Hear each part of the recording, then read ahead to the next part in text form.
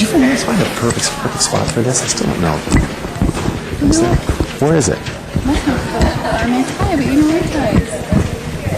Maybe put it like right under the second button, so it doesn't flash like that. Right down there? Yeah, like that. Hello? That's where most of it is. Hello, hello? Let me fix anything up. Hello. Oh yeah, it does. What? It's putting up something.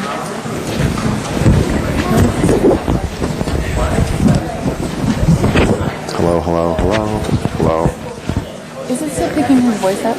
We're just trying to decide where to put the mic on him. Is it still picking his voice up? Can you hear it? I think is it okay If there? you talk like that. Okay, try that. We good? Ready when you are. Okay. All right. Let's go ahead and get started. Couple of announcements. Hope you all have picked up the handout on the top of the stairs or down here.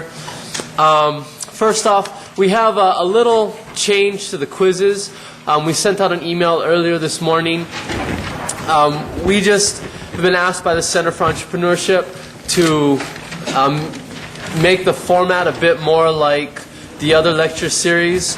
Basically, it'll be 4 questions. The first is still the true, false. You know, I was here, I wasn't here. And then the other 3 are going to be specific to the lecture that day. So whatever Craig talks about today, we'll pull 3 multiple choice questions. It should be really simple, but it's just going to be from what he talks about or something from the handout. So, you know, if you're here, again, it should be really easy to answer.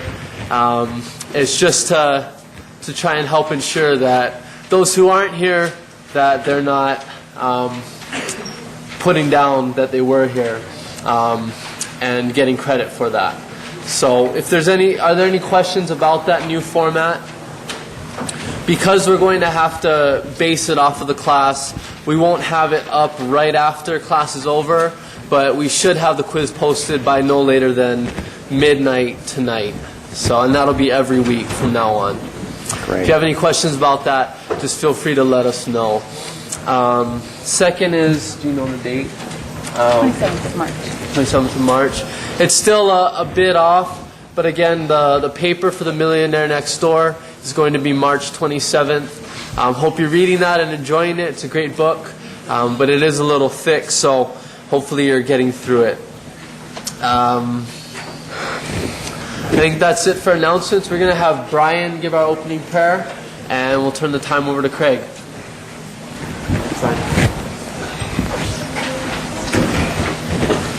Sure, great, thanks.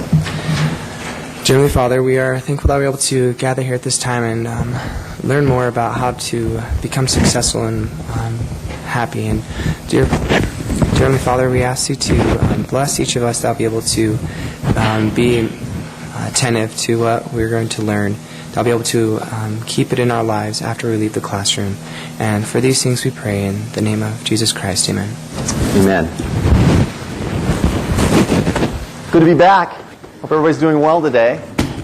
My 2 neighbors came last week, Eric and John. Does anybody have something they'd like to say, something they learned, something for me to take back to them that would be helpful for them to know?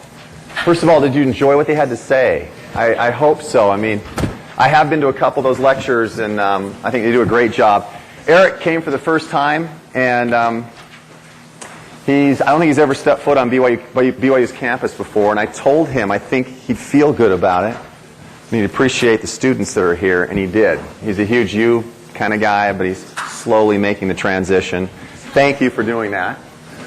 How about one thing that you learned from what they had to say? Just one person, one thing. That's the hard thing about the size of this class. Usually I teach in smaller classes, and it's easier, but now 140 or so. But right here. I just thought it was neat to see how big of a difference they made with just small efforts. I always thought that, especially to help internationally, you have to do something huge, you know, and it was like, how am I ever going to do that? You know, you have to first, make $1 million, or just first be fully set financially before you can help out overseas. So it's just kind of neat to see how people are helping out and kind of get some ideas about that. Good. Shaved ice, of all things. Who would have thought shaved ice? Anyway, I think what they're doing is great. It can be done by anybody, and hopefully you can feel that. I want everybody to enjoy their experience at BYU. I know I didn't that much, and one of the reasons I didn't had something to do with what we're going to talk about right now that I actually saw in this book called Happier by Tal Ben-Shahar. Anybody read this book before? We got a couple here. Dr. Ben-Shahar isn't teaching at Harvard anymore. He was the man that taught the most popular course ever at Harvard. It was on positive psychology. He's back in his native Israel now. But before he left, he did write this book that's become sort of a popular mainstream book. And on page 16, it talks about something I think that we're trying to emphasize in the class. And I think it certainly would have helped me at your age figure out maybe what I should be doing instead of taking other people's words of advice as gospel, whatever that might have been. But anyway, on page 16 of the book, there's a really neat graph. It looks exactly like this. And to try to explain it, basically, our attitudes and our beliefs and the choices we make put us in one of these quadrants at any particular time. And he tries to describe the quadrants by using different types of burgers, which I thought was interesting.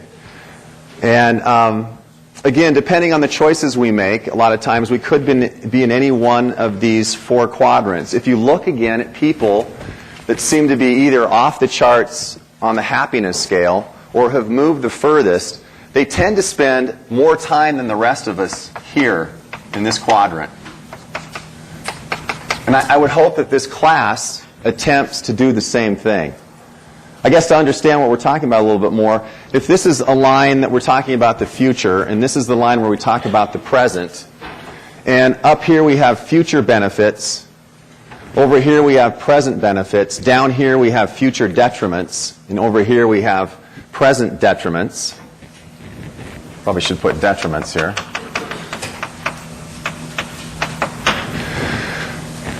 At any given time, again, we may be falling into each one of these quadrants. And all of us fall into these quadrants on occasion, no matter who we are or what backgrounds we have. This is a classic younger world background, or those that are especially in high school, maybe bordering into college, and usually you kind of learn this over time. But the hedonist essentially looks at the present and wants to maximize satisfaction without consideration of what that choice might mean in the future.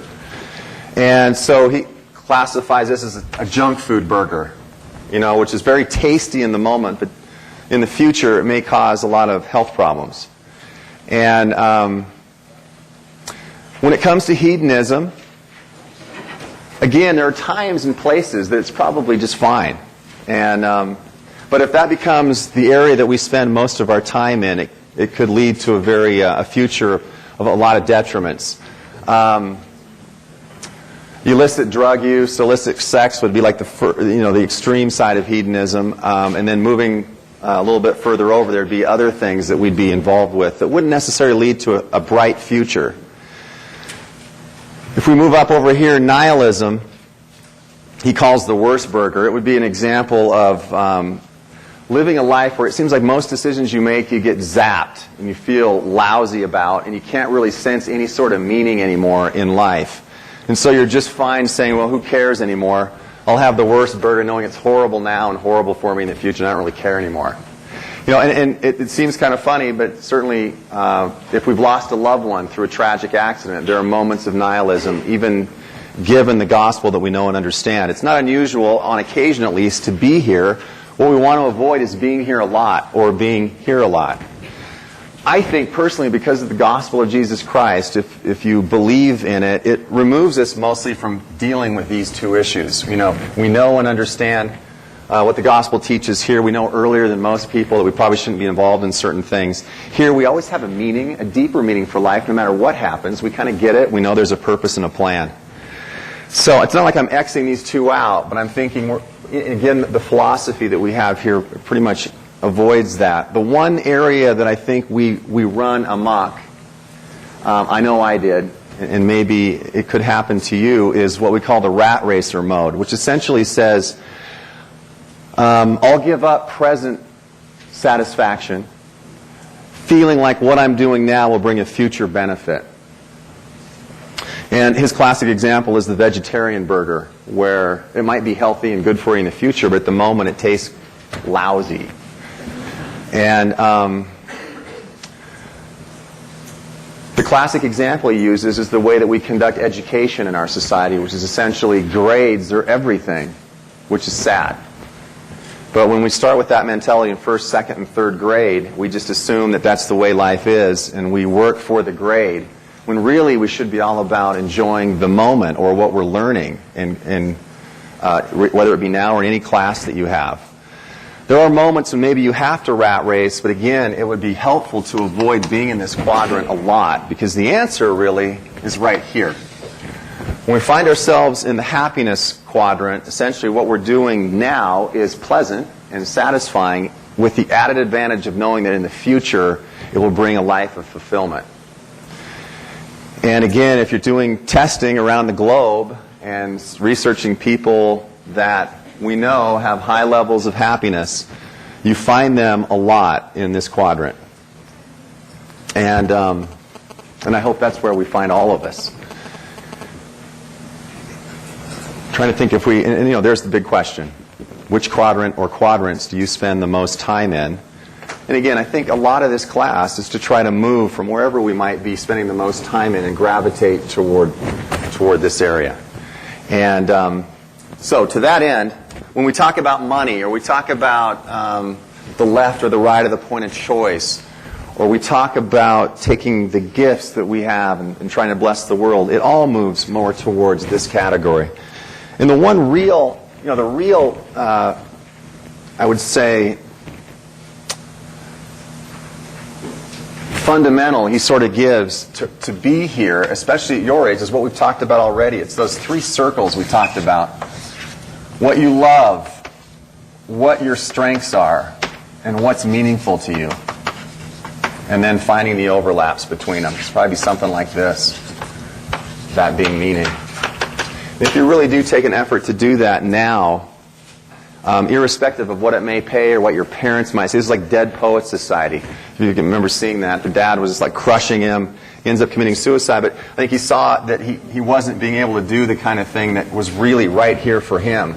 I wouldn't, and again, I'm not sure I'd let anybody other than the Spirit and really good friends and others tell you what you should do, but you should figure it out on your own using those and finding the heart of this. And I think if you do that, then you'll find yourself much easier in this category. Okay, again, that's not to say that we shouldn't be in these occasionally, because we will, but most of our time here would be fruitful. Okay, could you bring that down? Thanks, Mindy. Misty, sorry. Okay, we're going to start today by proposing a tool I think that would, again, be helpful when it comes back to this thing that stops us a lot of times from doing what we most care about, and that's money. And I gave you a handout on the top of it. On the back of it, by the way, it says Rich Dad Poor Dad. Some of the comments we made a couple weeks ago that I thought were the most relevant from that book, or that I liked the most anyway. On the back side, we have something called cash flow, net worth, and Bhutan.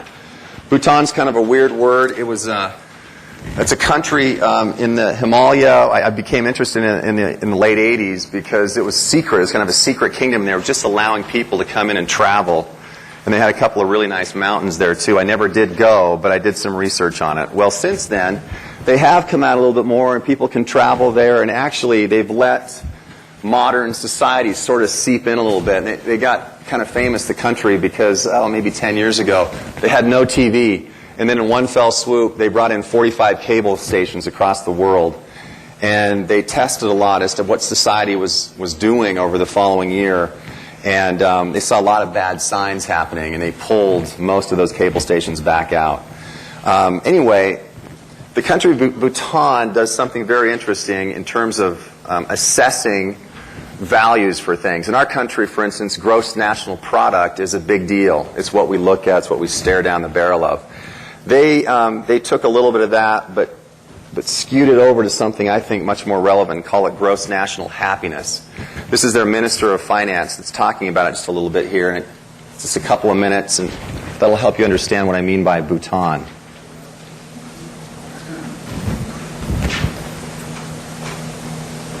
should get lights there too.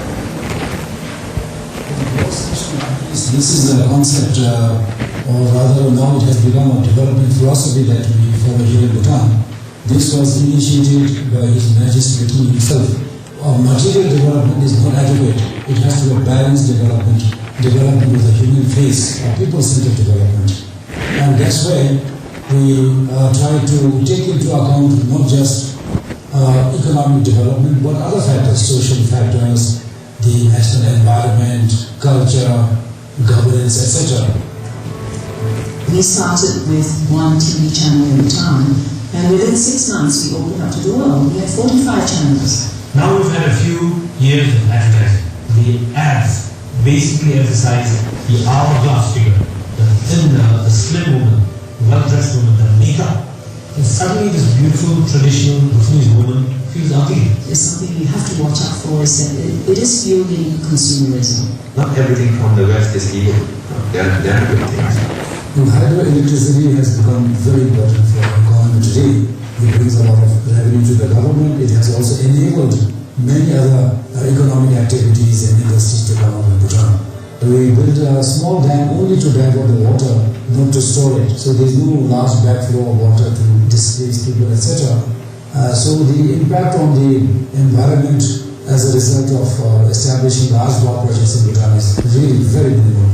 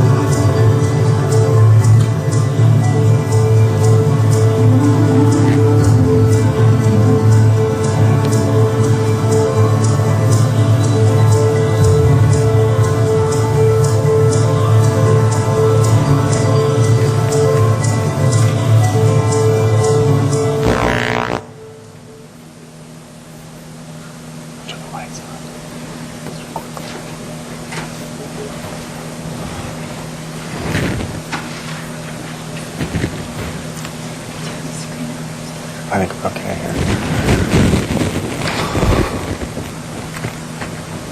Okay, one of the things this class attempts to do, at least, is look at our particular culture and figure out where the weaknesses are in the culture, at least as it relates to being happier. And I think they hit on something in Bhutan where if we only looked at economics, if we only looked at stuff, if we only looked at if we got more, there certainly comes a point where happiness diminishes. And they're trying, I think, in their country to come to that middle road, as it said at the end. One of the leading lights of positive psychology is a guy named Mihai Csikszentmihalyi. Very strange name. You see it down here. He wrote a book called Flow and then Finding Flow. He was mostly involved in the workplace. People there that are incredibly engaged and time flies. What are they doing? What kinds of things can we set up? What parameters can we set up for people to feel that more? Anyway, this was his thought that I think strikes at the heart of the challenges that we face, and maybe the reason why, as Americans, we may not be quite as happy as a group of people as we should be. Unfortunately, too many institutions have a vested interest in making people believe that buying the right car, the right soft drink, the right watch, the right education will vastly improve their chances of being happy, even if doing so will mortgage their lives. In fact, societies are usually structured so that the majority is led to believe that their well-being depends on being passive and contented. Whether the leadership is in the hands of a priesthood, of a warrior caste, of merchants, or of financiers, their interest to have the rest of the population depend on whatever rewards they have to offer, be it eternal life, security, or material comfort. But if one puts one's faith in being a passive consumer of products, ideas, or mind-altering drugs, one is likely to be disappointed. However, materialist propaganda is clever and convincing. It is not so easy especially for young people, to tell what is truly in their interest from what will only harm them in the long run. This is why John Locke cautioned people not to mistake imaginary happiness for real happiness, and why 25 centuries ago Plato wrote that the most urgent task for educators is to teach young people to find pleasure in the right things. Now, this task falls partly on our shoulders. The job description for psychologists should encompass discovering what promotes happiness, and the calling of psychologists should include bringing this knowledge to public awareness. Well, I hope I'm doing the right thing. That's sort of what I try to do. People like my age and older get it easily, and there's no question. It's harder, I know, when at your age, and part of what I try to do is to share that actually living the middle ground or living a more simplified life is much more enjoyable and pleasurable now anyway. And it is that happiness quadrant, even though it might not be quite as hedonistic as what you want. There's still moments of hedonism that are fine. You cut them down a little bit more and add meaning to your life. At any age, I think it helps and improves. There's an interesting book out written by a guy named Robert Wuthnow, who's at Princeton University. He's both an economist and a religious leader. I think he leads both departments, which is a very interesting deal. He wrote a book called God and Mammon in America. And his main premise was to figure out if mainly Christian people that cared about their religion, if they handled money differently than everybody else. Because he knew that they probably were hearing things, at least in their congregations, that were a little bit more direct on how to handle money wisely. So he went out, conducted a lot of studies, and in the end, he realized that there was very little difference between the religious Christian in America and all other Americans. And anyway, I thought on page 3 of the book, it summarized things pretty well as to maybe why. And this is what he said. Compare the weekly sermon those 75 million Americans hear with the daily bombardment of television commercials to which they are exposed, or the do this or get fired pressures they experience at work. Put a few $1,000s in their pocket and send a young couple out to make a down payment on a new car. How much is some vague religious teaching about stewardship going to matter compared with arguments about sportiness and acceleration? And he has a point there. It's at the point of purchase, that moment in time when we kind of lose our heads, whether religious or not, whether we think of the Savior, whether the problem is we don't. I mean, marketers, salesmen, they're pretty convincing in the moment. And so the question really becomes, is there a tool, is there something we can do to just sort of stop, breathe, take a step back, maybe remove ourselves for a second before we go inside the car and smell the newness of it and feel the leather? Is there some way we can, and I'm just talking about cars, but really anything that would allow us to make a decision that would keep us in bondage for such a long period of time and never really maybe feeling a sense of financial freedom? And so thinking about that, I kind of came up with a tool that we had sort of been using, and I called it Cash Flow, Net Worth, and Bhutan. Hopefully you understand the Bhutan part now. It has something to do with thinking more about enduring happiness, not just the moment. Not just the moment. So enduring happiness, there has to be a little piece of that in there. The other two, Cash Flow and Net Worth, came initially from all people, my mission president. You know, I'm 28 years now removed from the mission field. And a lot of you have great mission president stories from just a few years back, and that's great. To have one from 28 years ago is sort of shocking, but it did happen. And basically, the last day of our mission, which is up in Alberta, Canada, we came back from the temple. Back then, you weren't supposed to go to the temple ever, except on the last day. Or if you were able to see somebody enter the waters the first year of your mission and they went to the temple before you entered, then you could go down there. But it's different now. But anyway, we came up from the temple. We had another half day before we left on the plane, and he basically locked us in his room, and there were 8 of us in our group. He said, you know what, the church does a great job of training you on going on a mission. A wonderful job. in his words, we do a lousy job of sending you home, prepared for the world to come. I've got 3 hours, I've locked the door, and I'm going to share with you what I think is important.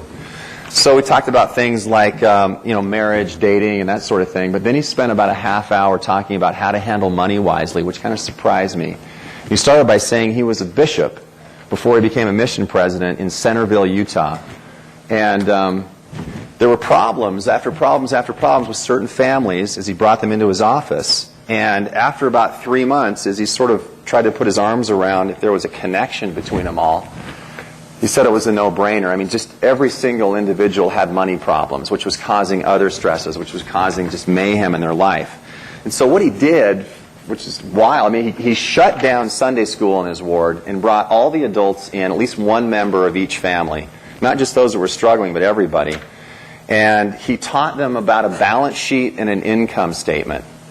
And then, some of the things that we'll talk about today and have talked about, how to handle money in a way that you're not constantly indebted and constantly feeling stressed because of it and getting into trouble that way.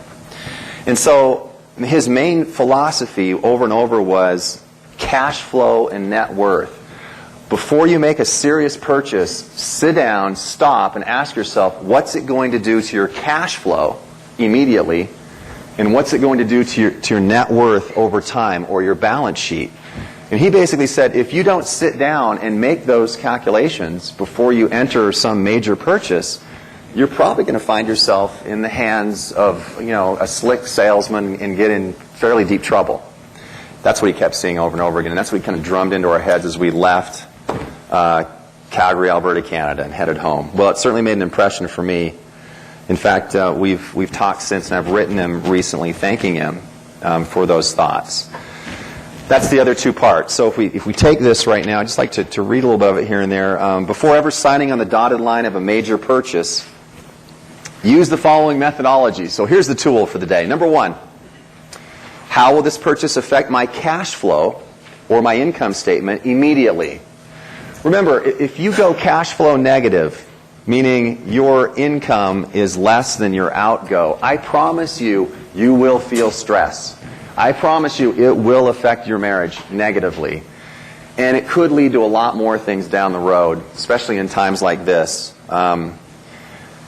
Good people I've known, very good people with good hearts, find themselves in such horrible situations, even with the law, because of this very issue.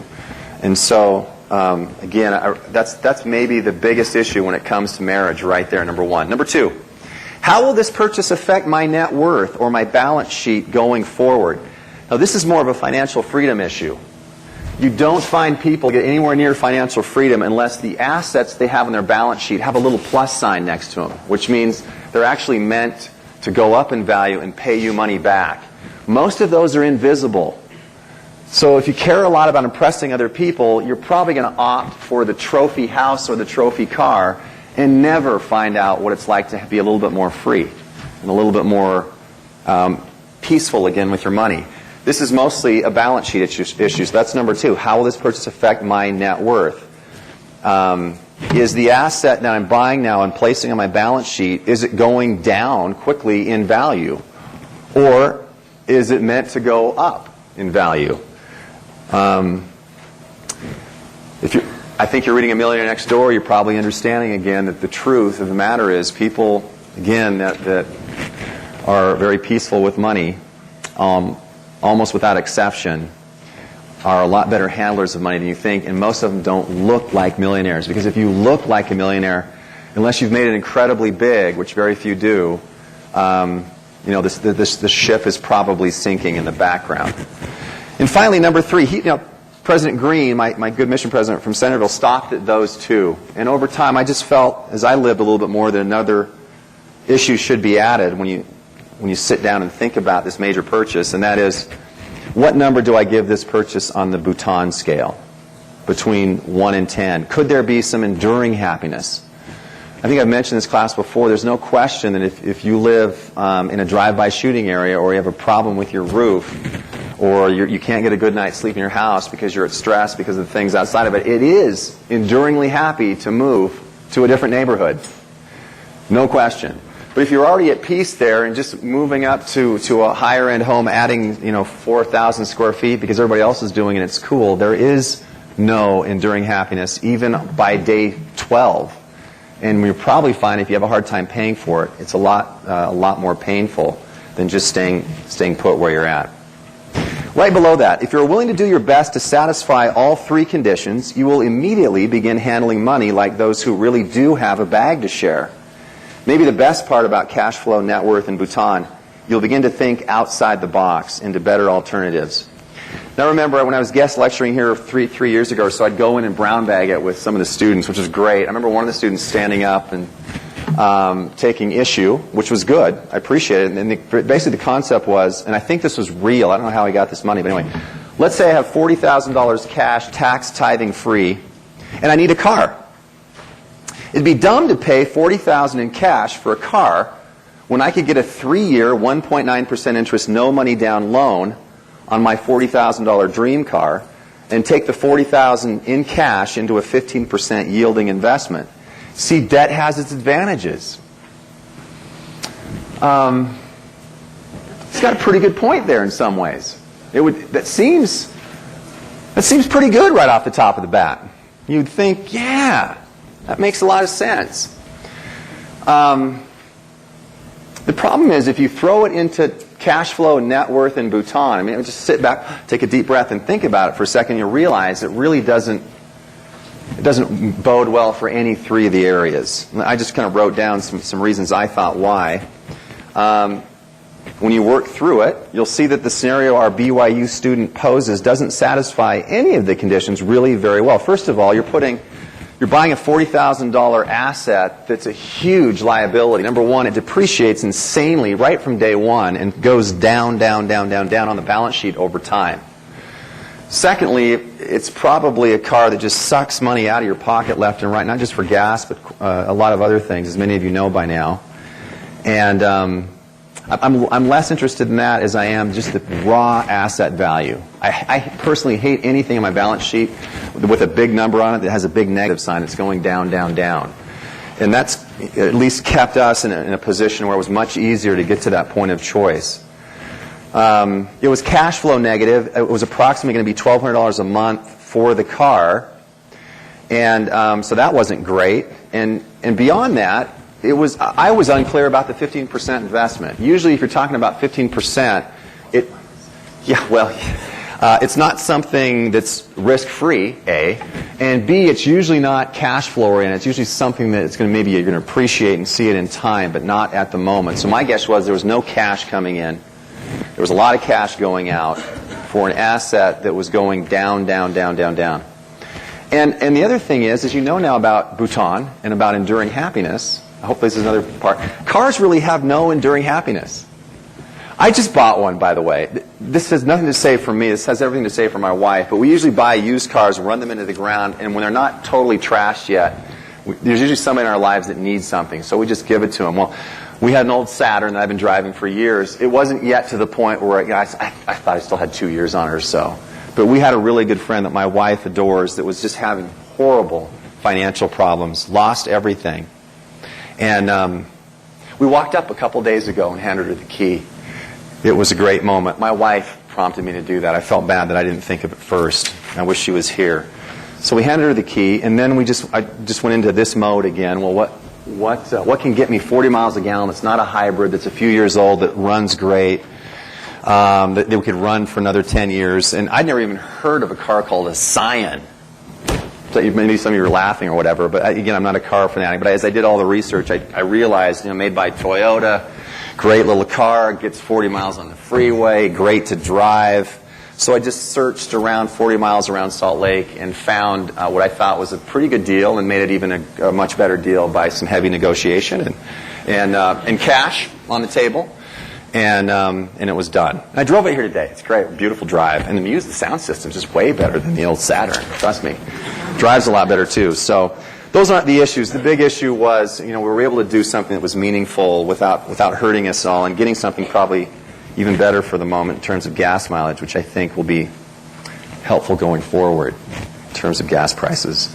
Anyway, so thinking outside the box, what other scenarios might satisfy all three conditions? Well, here's one idea. Earmark $15,000 for the vehicle and search for a 2 to 3 year old auto with low miles and solid history that will take you from A to B without any problems for many years. That's what really a car is for. It's really utilitarian, as a house is.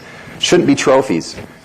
If you purchase this car for less than $15,000, send the surplus to helping a friend in need.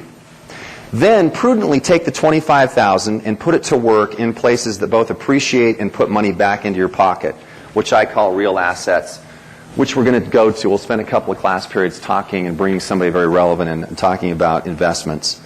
Overall net worth going forward will be growing. Overall cash flow will be positive. The liability masked as an asset, the car, is minimized. And the Bhutan factor is high because you're placing resources into low adaption instruments, such as serving plus future time to serve, and not high adaption counterfeits, essentially material possessions that quickly adapt back to previous satisfaction levels. So again, if we're able to lift this up, you're moving towards that quadrant where you're spending more time here by making decisions like that. One more scenario, and this is one where, we decide to get the material because it's important eternally. Well, I think anyway. Let's just assume that I'm a bike riding fanatic. I'm not, although I cross-train, run bike, and I do like bikes, but I'm not a fanatic where I need Armstrong's bike, like somebody did a few weeks ago and stole it. But not only does my heart sing and the wind fly through my hair while I'm riding, but it's also my main source of exercise, and I compete locally. This is beyond me, but it may be like some of you. Now, here's a material item that may actually have a high Bhutan factor. There may even be a spiritual component here. I'm a big believer in exercise. Again, if you're looking at, it even comes up on the positive psychology world where daily exercise moves one, certainly along the line into a more positive, less stressful, happier existence. Spirit must need that. Anyway, simultaneously, there's no doubt that the expensive bike does not factor in well with future net worth because it depreciates, nor does the cash flow improve by its purchase, especially if the bike is bought with money I don't have, i.e. credit card. On the other hand, cash flow isn't horrible if it's bought with cash because there isn't really much extra expense with upkeep, like gas and other things that go wrong with cars and boats. Trying to make all three conditions work, what might I do? Well, here's one idea. Buy the bike, because the Bhutan factor is so high. But to satisfy the other conditions, do my level best to minimize the cost. So buy high-end, but used, if you need to. So the future net worth downtrend is minimized. And wait until I have the cash to dramatically reduce the negative cash flow. Okay.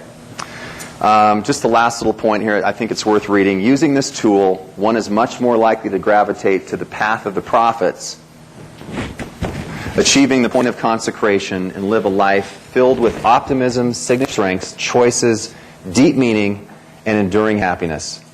Obtaining everything you really need for maximum satisfaction, what I call enough, and blessing the world with the rest. So Jacob 2:17 through 19. Okay. That would be the ultimate. Boy, if we could just do that. Here's the other extreme, and the one that you'll be pushed and pulled and try to gravitate to because of our culture and society. But I hope you see this for what it is. Nothing long-lasting and a lot of chains. So here we go.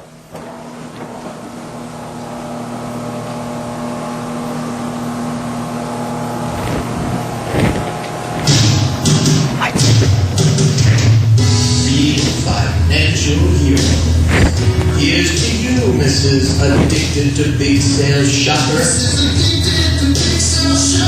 When lesser women ask the question, aren't 13 pairs of black flats enough? You proudly respond, not when size 7 colons are marked down 30%. The fiery red sale signs draw you in like a moth to the flame. Because you just never know when you might find a pair of key blue hose that go perfect with that new skirt we bought last week. Sure, all those little deals add up to a big deal on your monthly statement, but can you really put a price this good? I don't think so. So slap down that plaster, Christmas. Addicted to big sales shopper and make another money-saving purchase. The retail industry can't afford for you not to. Real financial heroes.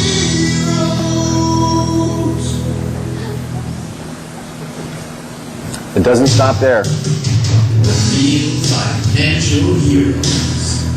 Here's to you, Mr. and Mrs. Too Much Home Buyer. Mr. and Mrs. Too Much Home Buyer. You've taken hold of the American dream. A big house, nice yard, and a mortgage payment that eats up 60% of your gross household income.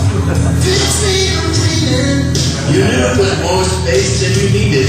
You just didn't realize how shabby all your old furniture was going to look in those big new rooms. By the time you buy all the couches, blinds, tile, paint, and curtain, there won't be much money to eat.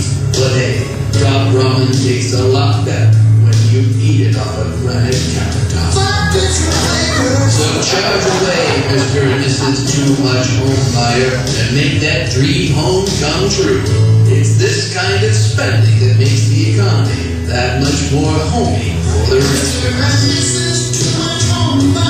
Mr. Impulse Buyer Guy, Mrs. Addicted to Big Sales Shopper, and Mr. and Mrs. Too Much Home Buyer. Real financial heroes. For all you do to make this country a better, richer place, this guest for you. Real financial heroes. We're not done yet. Real financial. Today we present Real Financial Heroes. Real Financial Heroes. We salute you, Mr. Impulse Buyer Guy. Mr. Impulse Buyer Guy. Whether it be a Slim Jim in the checkout aisle or a brand new PT Cruiser, you don't let a little thing like forethought come between you and what you want. If you see it and you like it, it's as good as yours. Even if it puts your family in debt for years to come. You're the man. And if you want a $400 beef jerky maker, you get a $400 beef jerky maker. So whip out that credit card, Mr. Impulse Buyer Guy, and make another ill-planned purchase. The garage sales of tomorrow are counting on you.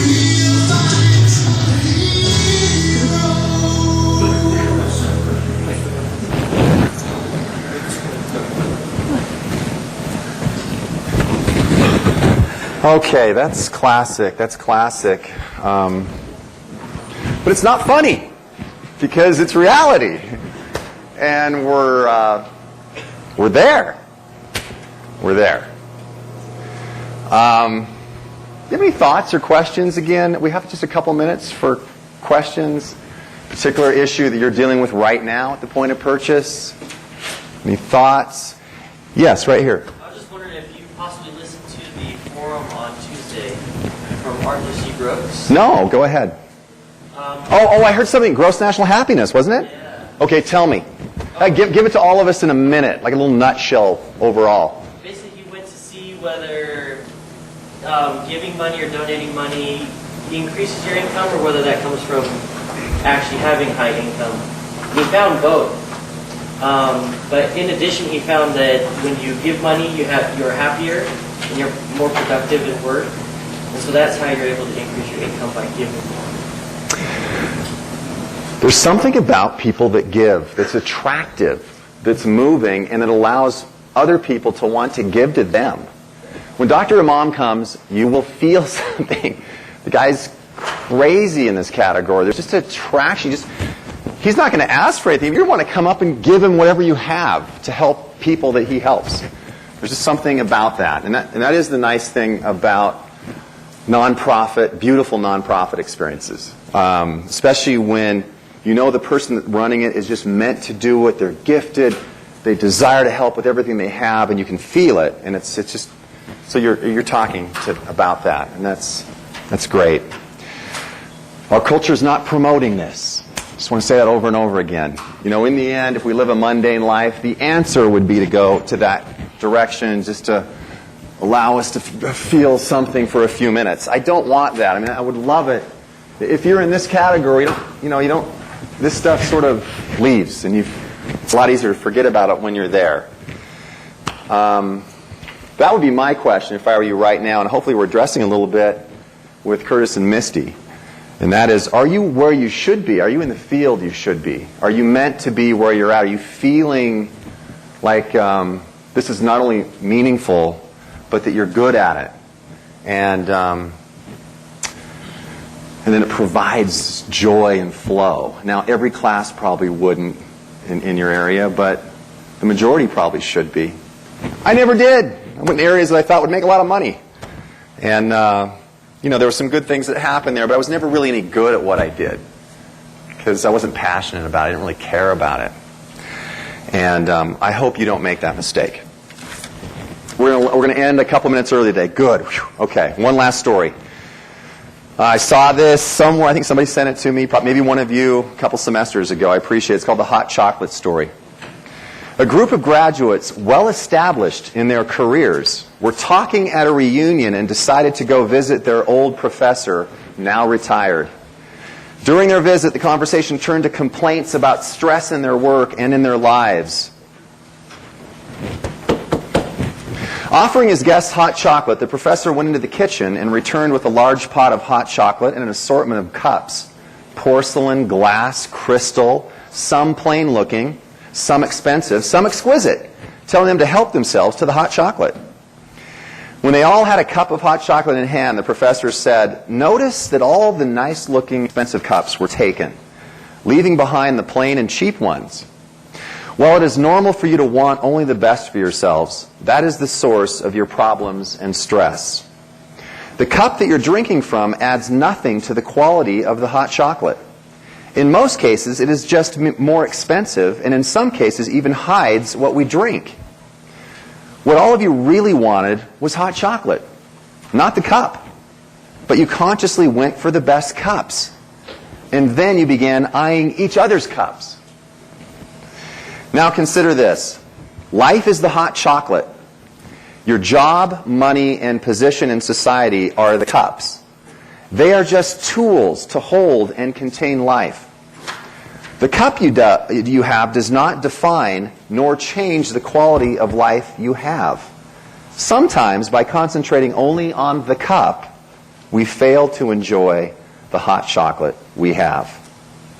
Live simply, love generously, care deeply, speak kindly, thank the Lord for your blessings, and enjoy your hot chocolate. Have a great week.